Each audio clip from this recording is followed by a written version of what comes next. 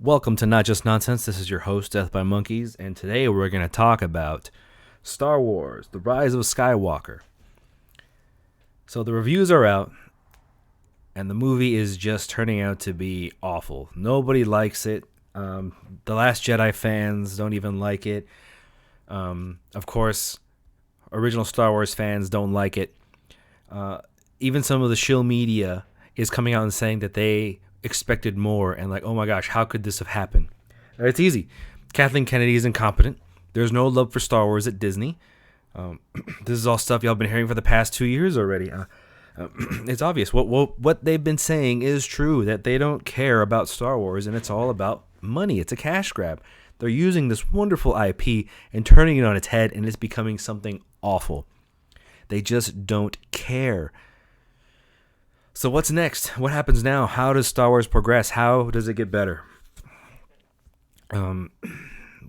Disney is probably never going to turn over the rights to Star Wars to somebody else. In a perfect world, or if the fans could do this, they should just give it to the fans. Let it go out there. Let it be given up, and whoever wants to make Star Wars content can make Star Wars content, because apparently a big corporation like Disney, who should have been able to pull it off, has no idea what they're doing. They're sitting on their hands with their thumb up their butt, and they have no clue how to make good Star Wars. There's a few people in there from the past reign, like Dave Filoni. He knows what he's doing, at least story-wise. J.J. Abrams, that was a huge mistake. Like, seriously, the man cannot write. He has ideas that he steals and then claims them as his own. It's just awful. Like, people should know by now. He should not be labeled as the Steven Spielberg of our time. I'm sorry. That is just an insult to Steven Spielberg. How dare you call J.J. Abrams the Steven Spielberg of our time? It actually is laughable, because he's not. He's the Nilly Manilli of our time. He just copies everything or makes it worse, or things like, oh, I'm going to do this and it's going to be that. And that's stupid mystery box thing is just awful. It leaves more questions than he actually poses answers to. From what at least I've been hearing with the reviews, they don't even explain how the lightsaber came, or how Maz Kanata got the lightsaber, or how Palpatine survived. It's just awful. The Last Jedi should have answered all of that, but Rian Johnson's an idiot and just decided to go do his own thing. And Kathleen Kennedy is an even bigger idiot for letting him do it. How did no one watch this and say, hey, this movie's pretty bad, it's going to wreck everything else that J.J. Abrams set up? And it doesn't even progress on it. Like, he pretty much says, like, oh, you know what, that mystery box? Screw that one. Let's throw it out the window.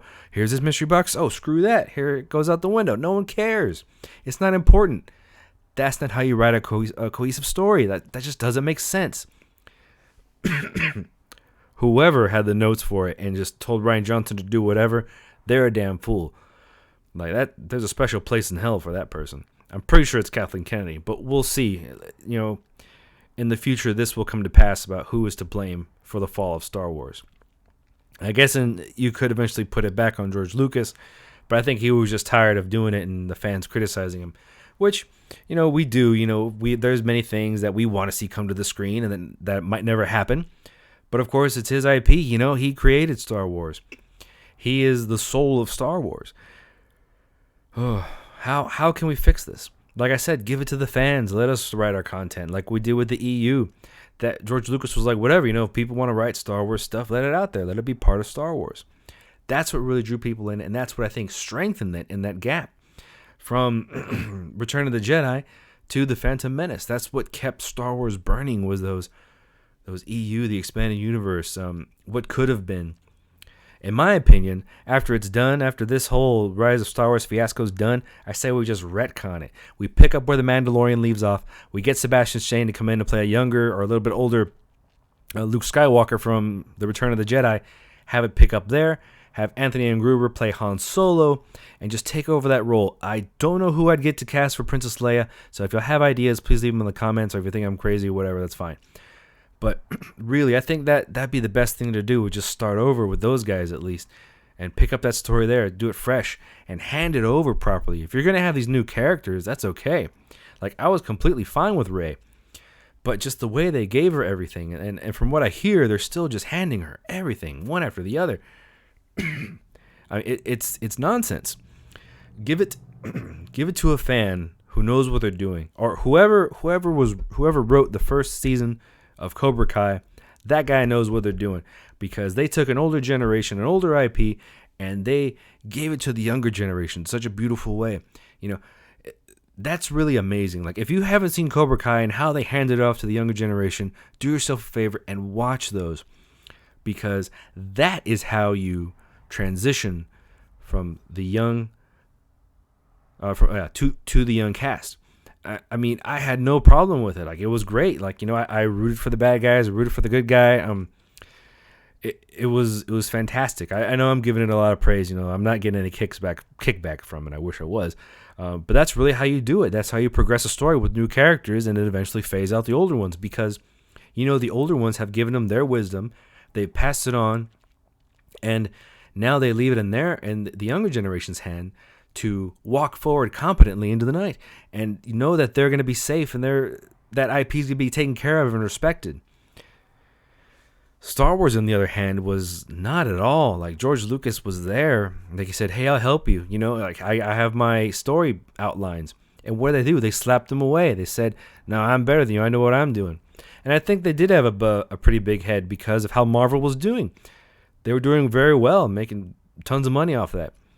The way Marvel was handled all the way up until Endgame was magnificent. That was it. I don't need any more. I really don't need any more. I'm done with Marvel movies. I'll probably watch Black Widow because I do like her character, and she should have been given a movie before Brie Larson. I don't know what happened there. So that's more likely to be the last one I'm going to watch. But then after that, they just slapped his hand away. Any help he had, they were done. They weren't going to do it. And it shows. I'm not going to lie. I did like The Force Awakens. I saw a lot of potential in there. I fell into the mystery box thing, and I was excited. I actually got my family to go see Star Wars. So I was one of those fans who they depended on to get their family in the seats and see it several times. I did. I saw it about 3 times in the theater. The Last Jedi, I barely made it through that first screening. Like, my friends were there. They were hyped. They were like, "Oh, man, this is amazing." And especially whenever Snoke was killed out of nowhere.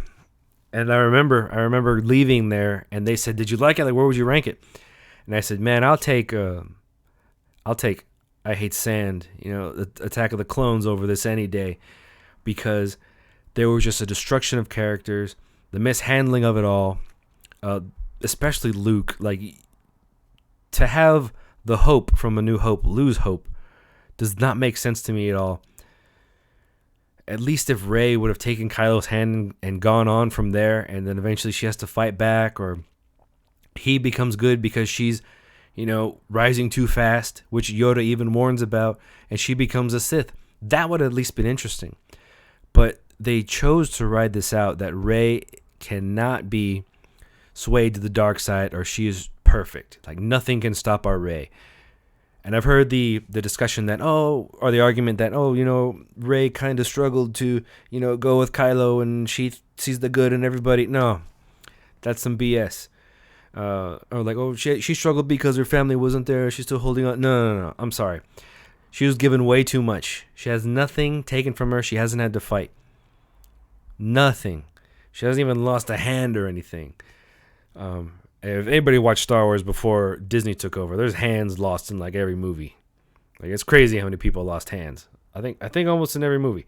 So yeah, none of that's even happening in Disney. It's too safe. But I guess Star Wars is for kids. No, it's not just for kids. It was for everybody. It's supposed to be like, if you want it to be timeless, it needs to be for everybody. That means adults and children alike. To even say that Star Wars is just for kids is infantile in itself.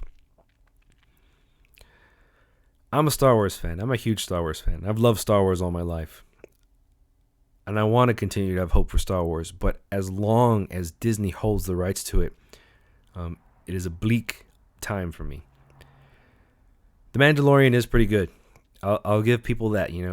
It's all right. Okay, it's like if I've been eating crap and finally someone puts maybe like a supercharged piece of beef in front of me, I'm gonna take a bite and be like, you know what? There was a savory piece of gristle in there that saved this really tough meat, which is Baby Yoda.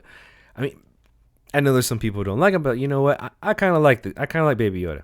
But from what I heard, or at least from what I see, Baby Yoda is gonna have to die, or they're gonna do something to ruin Baby Yoda. Because if they don't, that would only tarnish Rey. She would be less of the goddess which she is. So I don't know what's gonna happen. I don't know what's gonna happen to Baby Yoda.